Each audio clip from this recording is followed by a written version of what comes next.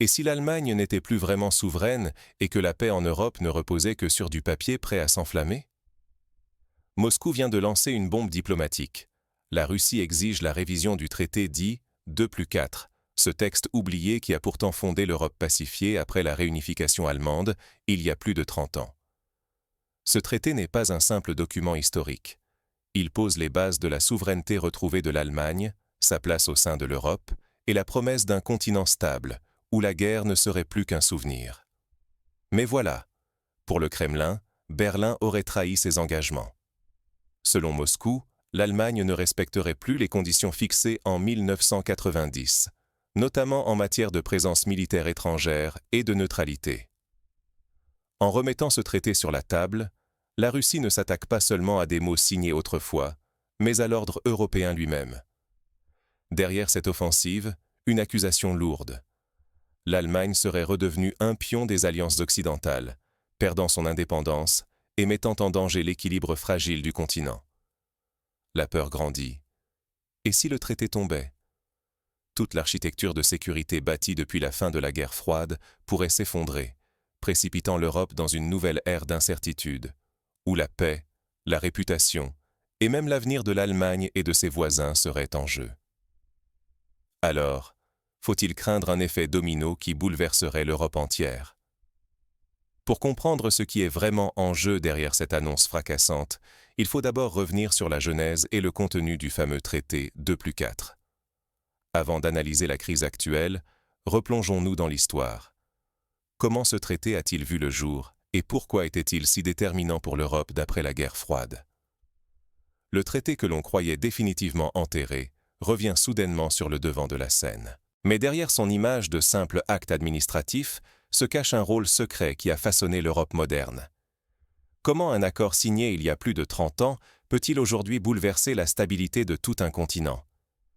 En 1990, le traité dit 2+4 a marqué la fin de la division allemande. Cet accord historique a permis à Berlin de redevenir la capitale d'une Allemagne unifiée, effaçant la frontière qui séparait l'Est et l'Ouest depuis la Seconde Guerre mondiale. 4 puissances, l'Union soviétique, les États-Unis, la France et le Royaume-Uni, se sont assises avec les deux Allemagnes pour fixer les conditions de cette réunification. Mais à ce moment de fête nationale, se sont greffées des exigences lourdes de conséquences. L'Allemagne réunifiée a dû abandonner toute revendication sur d'anciens territoires perdus. Elle s'est engagée à ne jamais autoriser ni forces étrangères, ni armes nucléaires sur le sol de l'ex-République démocratique. Une clause destinée à rassurer surtout Moscou. Chaque décision devait aussi prendre en compte les intérêts de sécurité de tous les signataires. À partir de là, l'Allemagne a soigné son image d'État souverain, stable et pacifique, bénéficiant d'une légitimité internationale sans faille. Mais cette souveraineté était en réalité conditionnée par une série de compromis, des garanties à l'Ouest, des obligations à l'Est. Pour des générations de dirigeants, le respect de ces engagements est devenu la clé de voûte de la place de Berlin en Europe. Or, croire que ces fondations sont éternelles serait une grave illusion. Cela revient à ignorer les failles discrètes qui, en cas de crise, peuvent transformer l'ordre établi en véritable champ de mine. Si le passé semblait stable, ses piliers reposaient sur un équilibre fragile, et toute remise en cause menace l'ensemble de l'architecture européenne. Mais aujourd'hui, Moscou accuse Berlin de ne plus respecter ses engagements. La Russie affirme que les principes du traité sont bafoués, donnant ainsi au conflit une dimension nouvelle et bien plus inquiétante. L'accusation russe n'est pas une simple menace. Elle s'appuie sur des faits concrets que Berlin peine à nier. Depuis plusieurs années, l'Allemagne s'est installée au cœur du dispositif militaire de l'OTAN. Elle accueille sur son territoire des bases étrangères, des armes de haute technologie et sert de point d'appui pour les opérations alliées à l'Est. Plus récemment, Berlin a accentué son soutien militaire à l'Ukraine, livrant des équipements lourds et coordonnant son aide avec les partenaires occidentaux. À la lumière du traité signé il y a plus de 30 ans, ces actes semblent difficilement compatibles avec l'engagement initial de neutralité. Loin d'être de simples symboles, ces choix stratégiques exposent Berlin à des scandales qui ébranlent sa crédibilité. Les révélations sur la surveillance de responsables allemands par les services américains et l'influence croissante de groupes étrangers dans les médias et la société alimente le doute. L'Allemagne est-elle encore réellement souveraine ou agit-elle sous tutelle de ses alliés? Cette question, autrefois confinée au débat d'experts, s'impose désormais sur la scène internationale. La contestation ne vient pas que de Moscou. Une partie de la diaspora allemande en Russie se range derrière cette remise en cause du traité, insistant sur la perte de neutralité de Berlin. Pour eux, l'Allemagne n'est plus l'État modéré et indépendant qu'elle prétendait être lors de la signature du traité. Elle s'est alignée sur les intérêts occidentaux au point de trahir l'esprit du texte fondateur. Face à l'accumulation de ces manquements, le Conseil de la Fédération russe a franchi une étape décisive. Il propose officiellement la dénonciation du traité pour violation systématique. Une telle démarche n'est pas anodine. Elle viserait à priver l'Allemagne de la légitimité historique et juridique acquise lors de sa réunification. Ce bras de fer se joue dans un silence troublant de la part des autres grandes puissances occidentales. Washington, Paris et Londres gardent le silence, comme s'ils redoutaient que le moindre mot fragilise l'ensemble de l'édifice européen et expose au grand jour ses fissures cachées. Pour Berlin, le risque est immense.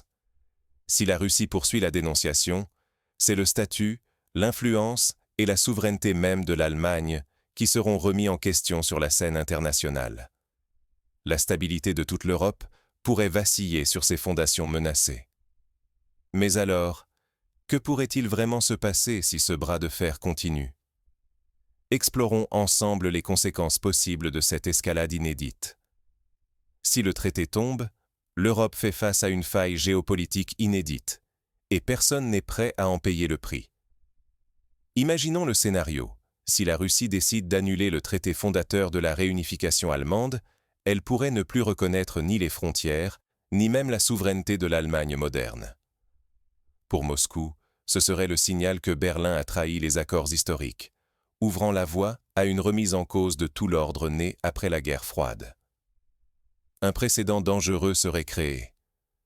Si l'on revient sur ce traité, pourquoi d'autres puissances n'exigeraient-elles pas la révision d'accords anciens, du traité de Maastricht au pacte nucléaire? La stabilité de l'Europe, construite patiemment depuis plus de 3 décennies, reposerait alors sur du sable. L'image d'une Allemagne pacifique, modèle de respectabilité et de stabilité, s'effondrerait. Au lieu d'être vue comme une force de paix, Berlin risquerait d'apparaître comme une puissance contestée, isolée diplomatiquement, dont les alliés commencent à douter et dont les adversaires se sentent renforcés. Le risque s'aggrave avec la possible livraison de missiles Taurus à l'Ukraine. Pour la Russie, c'est une ligne rouge historique. Ce geste serait interprété comme un casus belli, un motif de confrontation directe. L'affaire ne se limite plus à l'Ukraine. Elle touche au cœur de la sécurité continentale. Dans ce climat, l'histoire pèse lourd. Le souvenir des guerres mondiales, la mémoire collective des drames du passé et les traumatismes non cicatrisés alimentent la radicalisation du discours russe. Chaque geste allemand, chaque ambiguïté, est interprété à Moscou comme une menace existentielle. Ignorer l'avertissement russe, ce n'est pas seulement prendre le risque d'une crise diplomatique. C'est mettre en jeu la sécurité, l'économie et la stabilité de tout le continent.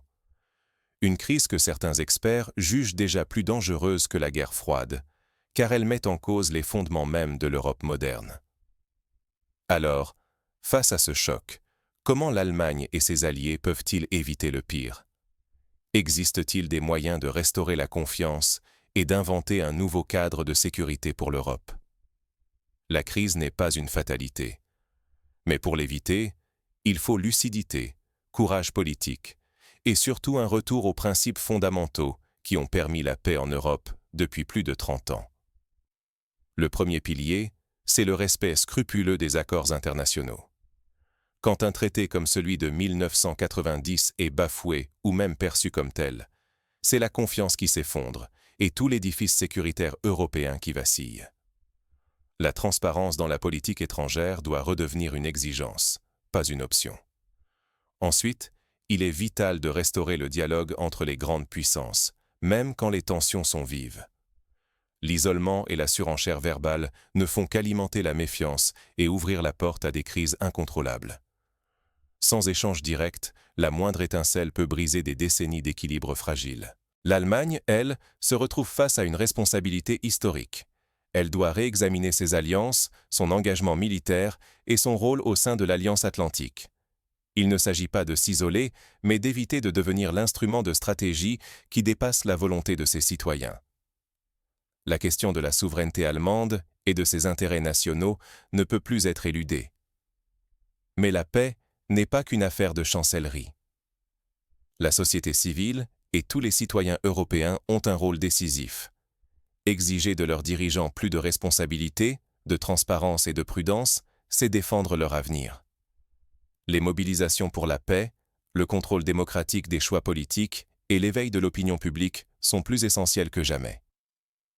Ne pas agir à temps, c'est risquer de voir l'Europe replonger dans la division et la confrontation, avec des conséquences humaines, économiques et politiques incalculables. Préserver la paix et la légitimité, ce n'est pas céder à la peur, c'est choisir la vigilance collective face à l'histoire qui s'accélère. Mais derrière les principes, quel scénario concret se dessine si le rapport de force évolue ou si l'Allemagne venait à sauter le pas? Regardons maintenant ce que l'avenir pourrait réserver au continent européen. L'histoire ne pardonne pas à ceux qui ferment les yeux. L'Europe choisit aujourd'hui entre mémoire et oubli, entre paix et précipice. Ce qui se joue n'est pas une querelle lointaine, ni un débat réservé aux chancelleries. L'avenir de tout un continent bascule autour d'un traité vieux de plus de 30 ans. La volonté russe de revisiter le socle même de la réunification allemande nous rappelle que rien n'est jamais acquis, ni la stabilité, ni la souveraineté, ni la paix. L'indifférence ou la passivité face à ces tensions pourrait bien coûter cher. Nous sommes tous concernés, car les lignes rouges du passé deviennent aujourd'hui des points d'interrogation brûlants. La sécurité collective, l'équilibre politique, le destin européen se redéfinissent sous nos yeux. Chacun de nous porte une part de cette responsabilité, que ce soit par ses choix, par sa vigilance ou par sa capacité à interpeller les décideurs. Il suffit parfois d'un silence, d'un oubli, pour ouvrir la porte au chaos. La mémoire européenne, forgée dans les épreuves et les compromis, doit aujourd'hui résister à la tentation de l'amnésie. Que voulons-nous transmettre aux générations futures? L'image d'une Europe forte et unie, ou celle d'un continent rattrapé par ses failles et ses divisions? Cette crise inédite ne se réglera pas par des slogans ni des automatismes. Elle exige réflexion, lucidité et courage collectif.